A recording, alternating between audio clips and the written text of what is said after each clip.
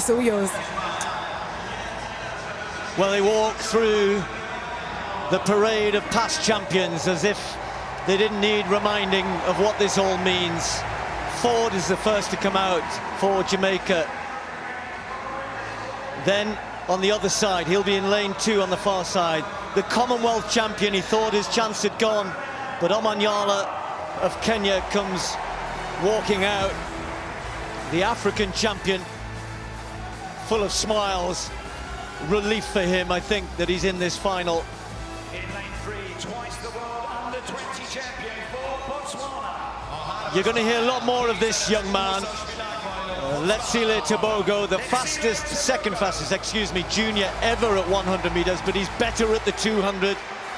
Will he be quick enough to contend here? Most people don't really think so, but he's a redoubtable competitor, even at the age of 20.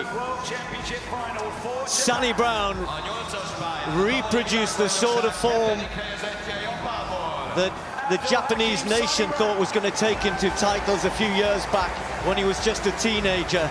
And all of a sudden, here in Budapest, he's reignited that flame. He'll be in lane 8. He is the world record over the short sprint, indoors, 60 meters. He is so fast out of the blocks, but he has been the world champion before. Can he do it again? A silver medal in 2017, turned that into gold in 2019. Christian Coleman of the USA. Jamaica used to own this title. They won medals for fun in this event. Not in recent times. Can Oblique Seville rekindle the fire for Jamaica this time?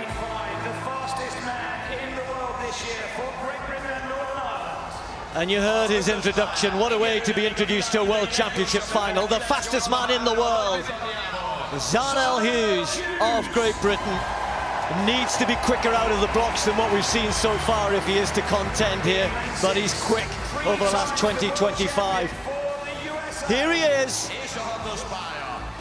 Soak it up.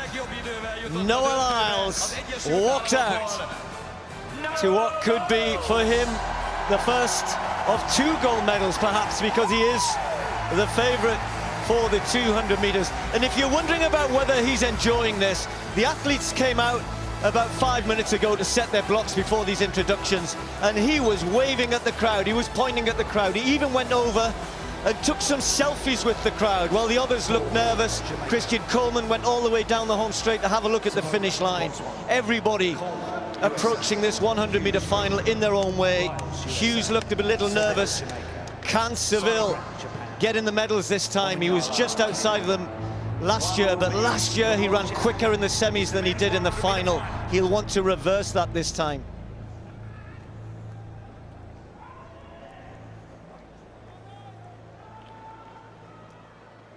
So Ford in lane 2, Tebogo in lane 3, Christian Coleman in 4, Hughes is in 5, Lyles in 6, Seville in 7, Sunny Brown in 8, Omanyala in 9.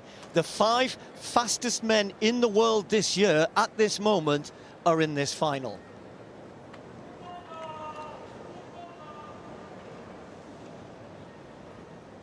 Can Hughes run with Lyles? Coleman the other side of him. The 2 Americans, the favorites. Men's 100-meter final. Set. Coleman gets a great start. Tebogo's also out. Lyles got left a little bit. It's Tebogo and Christian Coleman at the minute. Hughes is charging, and here comes Noah Lyles. It's going to be Lyles. It's Lyles' world, I think.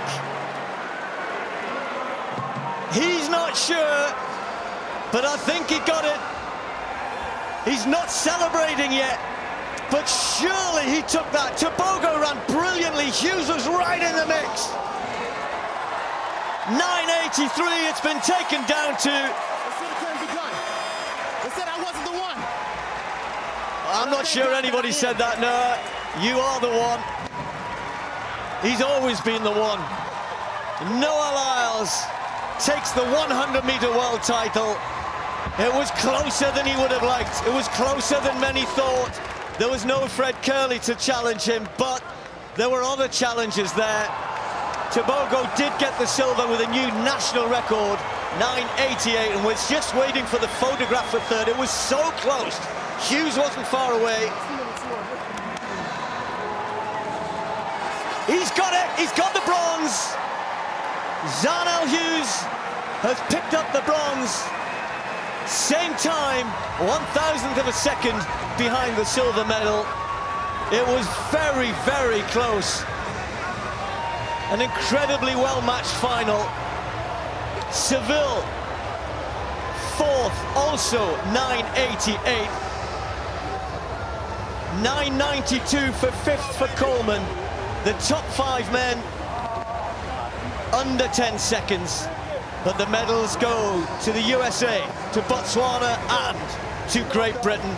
And there's emotion for Zharnel Hughes. That's his training mate, Seville. He just pipped him for the medal in the end. The young junior has set another national record. He's just going to get better and better. Well, Colin, he did it. Just... He certainly did it. Noah Lyles didn't get the same cracking start as he had in that semi-final, but he relied on his fluency and his skills at the back end of the race to make that massive charge. Tobago, he had an exceptionally powerful start, and that's most probably what took him to that silver medal, because he just hung on to a charging Zharnel Hughes. Phenomenal for Zharnel to really make up that gap and keep a cool head when there was so much action going on around him. And you can see, when I talk about the action, 988 silver, 988 bronze, 988 fourth place. Incredible. And Christian Coleman, as we know, always gets that explosive start. It's rewarded with 992. One of the best 100-meter finals I've seen for a very long time. And what's great about it, we've got so much young sprinters in it. It's just going to lead us to a much more exciting competition in years to come. We said Hughes had to get out, Colin, and I mean, the point is Coleman is so quick alongside him, it can look as though he hasn't really got out, but he's so good in the last 20 minutes, and look at them, but they're all charging.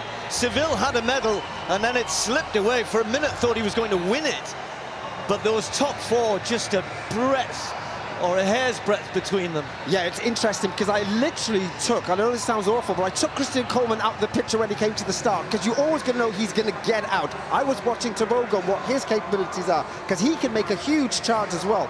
But there was just that cool head from Noah Lyles that edged him a front. Oblique Seville, he just misses out because he was overstriding the back end of the race. Watch head on here. Zharnel is just doing his very best to keep cool. Look at Noah Lyles, he's pumping his shoulders, pumping his arms, trying to keep focus there, lifting his knees to haul himself through at that back end. And Zharnel lunges for the line, and he realizes at that stage, even when it's so close, you have a sense where you finished, and you can see in his mind, I've got a medal either way. Well, he's got good senses, because there was thousandths of a second between second, third and fourth, and all three of them were not far away from Lyles, who had to really scrap for this at the end, didn't he? None of the prancing we saw in the semi-final, but he's a winner, Lyles, and he is a great champion for the sport as well. You know, Noah Lyles is one of our characters, and we need our characters to win big. We need them to win on the biggest stage. This will make headlines back home. I know he's being followed, isn't he, by various documentaries these days, and there he is. You know, the first time I met Noah Lyles was in 2017, when he actually didn't make the US team, but he was one of the best 200-meter runners of that time. And everybody was saying to me, watch this young man, he's going to come through. He's one of the most fluent athletes you'll see. And now he's come certainly into the position of being a world's top sprinter, both 1 and 2. And I think all athletes love that. I wonder if Zharnel knew it would take this long. You know, when he was 5th in the World Champs in 2015, I wonder if he thought it would have taken this long to get on the rostrum, but he's done it, he's there. Very, very good indeed. So happy for him. Look what it means.